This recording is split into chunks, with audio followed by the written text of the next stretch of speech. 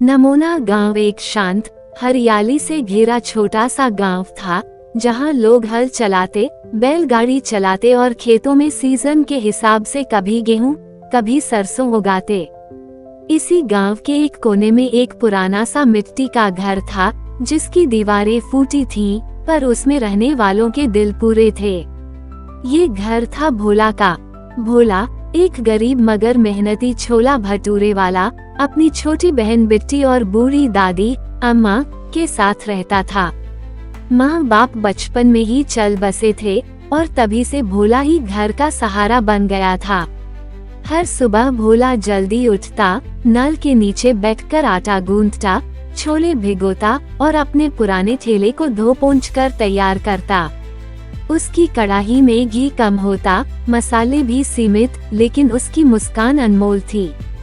उसका नारा था, प्यारे छोले भटूरे भोला भैया के जरिए। बिट्टी रोज उसके साथ बैठती और थाली साफ करती। भोला अक्सर कहता, एक दिन बिट्टी, तेरे स्कूल की फीस मैं खुद भरूंगा, देखना। बिट्टी मुस्कुरा कर कहती, भैया, जब हमारी दुकान बड़ी हो जाएगी तब मैं मास्टरनी बनूंगी। भोला के सपने सादे थे, मगर दिल बड़ा। एक दिन जब बादलों से आसमान ढका हुआ था और ठंडी हवाएं चल रही थीं, भोला मंडी से सब्जियां और बेसन लेकर लौट रहा था। रास्ते में पीपल के पेड़ के नीचे एक बूढ़े बाबा बैठे थे। उनके कपड़े मैले थे और चेहरा थका हुआ। बाबा ने धीमी आवाज में कहा, बेटा, बहुत भूख लगी है, कुछ मिल सकता है? भोला बिना देर किए बोरी नीचे रखता है, झोले से टिफिन निकालता है और बाबा के सामने खोल देता है। उसमें 2 बासी भटूरे और थोड़े छोले थे। बाबा धीरे धीरे खाते हैं और फिर आंखें बंद कर लेते हैं। फिर मुस्कुराते हुए बोलते हैं, भोला, तू जो देता है, दिल से देता है। मैं तुझसे बहुत प्रसन्न हूँ। ये लो, ये जादुई थाली है। जब भी इसमें दिल से खाना परोसेगा, लोग खींचे चले आएंगे। भोला कुछ समझ पाता, उससे पहले बाबा हवा में विलीन हो गए। उसके हाथ में अब एक चमकदार पीतल की थाली थी, जिसमें ऊपर उभरे अक्षरों में लिखा था, सेवा ही सच्चा स्वाद है। भोला को यकीन नहीं हो रहा था, लेकिन अगले दिन सुबह उसने अपने ठेले पर वो थाली रख दी। जैसे ही उसने छोले पकाने शुरू किए, एक दिव्य सी खुशबू चारों तरफ फैल गई, जैसे इमली, टमाटर, घी और हल्दी की महक एक साथ नाच रही हो। बच्चे बोले, भैया, आज तो पेट भी खुश हो गया। एक बुढ़ा बोला, भोला, तूने मसाले बदल दिए क्या? भोला मुस्कुराकर बोला, शायद मेरा मन बदल गया है। उस दिन उसके ठेले पर भीड़ लग गई। पहली बार उसकी सारी थालियां बिक गईं। बिट्टी की आंखें खुशी से छलक पड़ी। भैया, हम भी अब अच्छे कपड़े पहन सकते हैं। भोला ने प्यार से कहा, अब बिट्टी स्कूल भी जाएगी।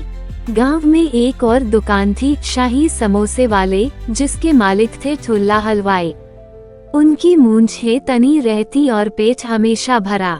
वो अपने समोसों को सबसे बेहतरीन मानते थे, पर अब सब भोला के ठेले पर जा रहे थे। ठुल्ला खींचते हुए बोले, एक छोले वाला हमें टक्कर देगा।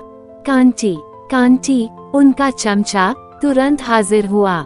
इस छोले वाले का राज पता कर, इतना स्वाद कहाँ से लाता है। कांटी को अब जासूसी का काम मिला। रात का समय था, चारों तरफ सन्नाटा पसरा हुआ था। भोला अपनी झोपड़ी में सो रहा था।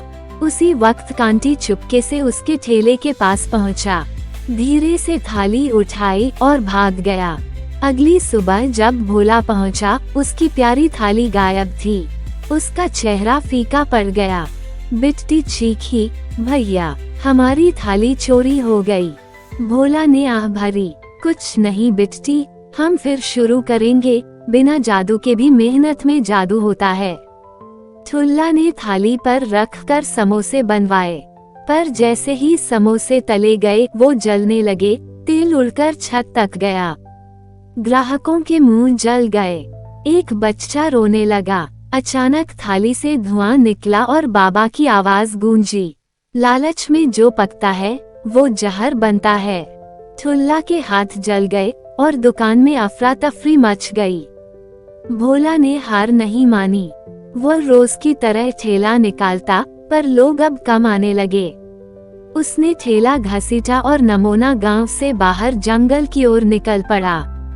बिट्टी ने रोते हुए पूछा, भैया कहाँ जा रहे हो? भोला ने कहा, जिसने मुझे जादू दिया था, शायद वही मुझे रास्ता दिखाए। गांव से दूर जंगल में एक पहाड़ी थी, जिसके पीछे घना सन्नाटा था। उस सन्नाटे में भोला को एक गुफा मिली। वहाँ पीले फूलों की खुशबू और ठंडी हवा बह रही थी।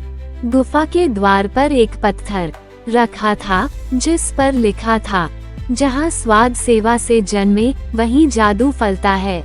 भोला अंदर गया और एक छोटी सी कड़ाही चमकती दिखी। जैसे ही उसने कड़ाही उठाई, उसमें से एक नर्म सी आवाज आई, तू वही भोला है जिसने भूखे को खाना दिया था, मैं तुझे स्वीकार करती हूँ। कड़ाही की लौ नीली हो गई और आसपास की दीवारें जगमगाने लगीं।